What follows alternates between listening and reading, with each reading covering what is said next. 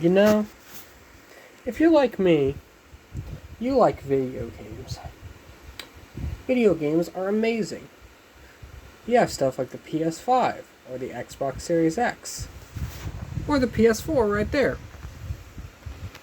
But also, if you're like me, you're in the retro community. I know I'm in the retro community.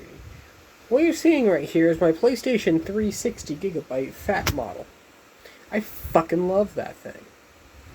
But then you get people online saying, oh, well, it's unreliable. Oh, it's a piece of shit, dude.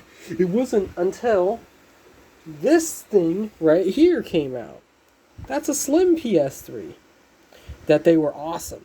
This model was a piece of shit because of the yellow light of death issues and the overheating issues and all the issues that it had. And this thing was the beast. It was the best.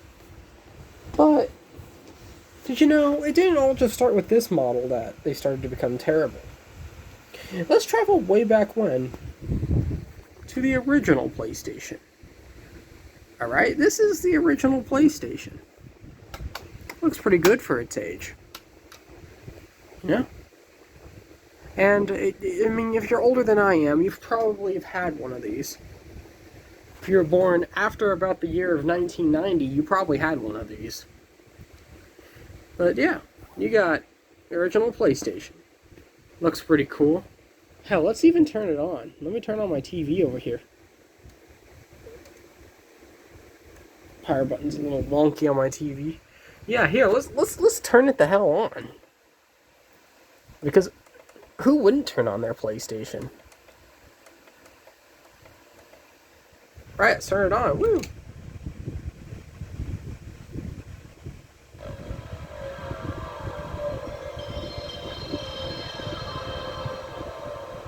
Now that looks pretty cool. Okay, let's turn this off. Okay, so this thing was awesome, but this thing had a huge problem. You see, back then my dad had one of these, and he had actually two of them. They both looked like this. Why did he have two? Wouldn't you guys just buy one out of the box? I mean, people bought two of those things because this thing was unreliable. They bought a Slim because it was more reliable. But what was wrong with this thing? Why the hell would my dad have bought two of these things? Well, I guess I can show you that. You see here, I got two games. This one doesn't work so great. And the disc is pretty clean, too. It's not fucking all scratched up. I mean, watch this. See, it's not really all scratched up. It looks pretty clean. This disc right here looks pretty clean, too. But this one works pretty good. Sometimes. See if I can get it to do it with this disc. I don't think I can. Let's put this disc in.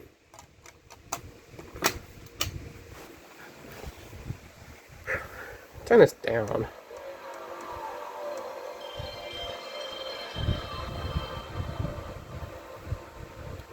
You can hear the disc spin. Okay, I don't know if you can hear it, but in real time you can hear it spin. Oh shit, maybe it's actually gonna do it.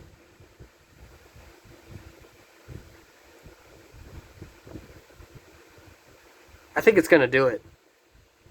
Okay, so I guess I can demonstrate it now. You see? It's frozen on this blank screen. It just stays at the screen for infinity.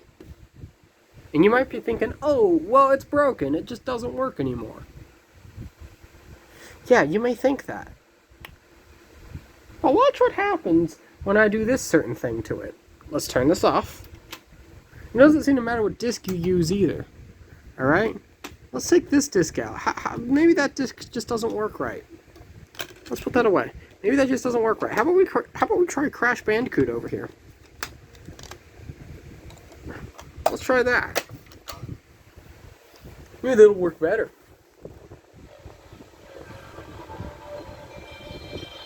Sony Computer Entertainment. Look at that rhombus.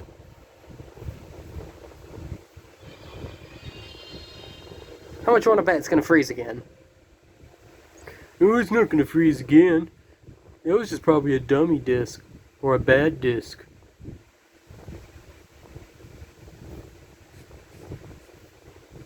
Well, we're getting a little further.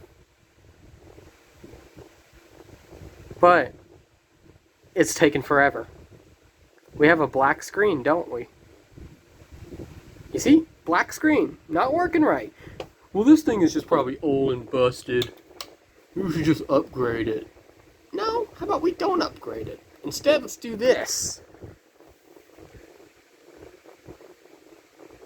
Shit, I don't even know if that's gonna stay. Hang on. With my computer mouse. And we'll do this. Okay. So guys, what if we do that? What if we do that instead? What if we stand it up like that? Okay, well no, it just looks ridiculous. Yeah, it looks ridiculous, but watch this. If we stand it up like that, we have Crash Bandicoot in there still.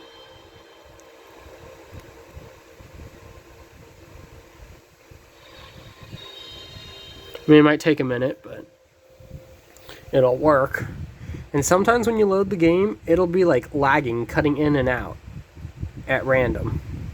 And that's when it's not fun, because it gets annoying. It's like lagging really badly sometimes.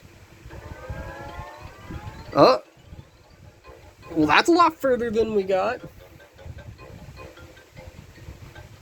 So earlier we were just getting a black screen, right?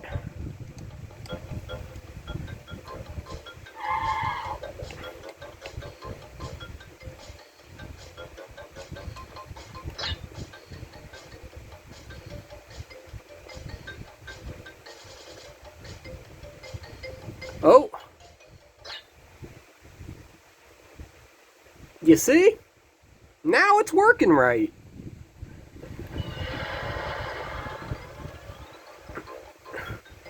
It may look ridiculous, but take a look.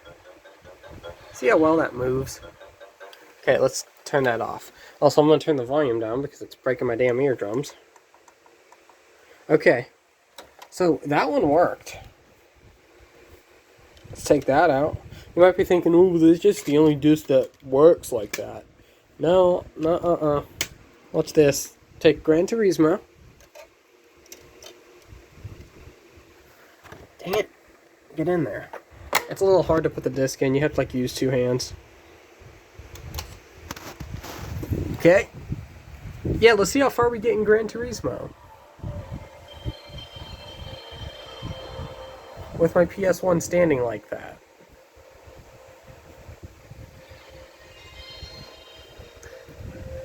Well, we get the same PlayStation logo. I mean, that's a good sign. I know this video is taking awfully long to make. And it's taking me awfully long to get to my point.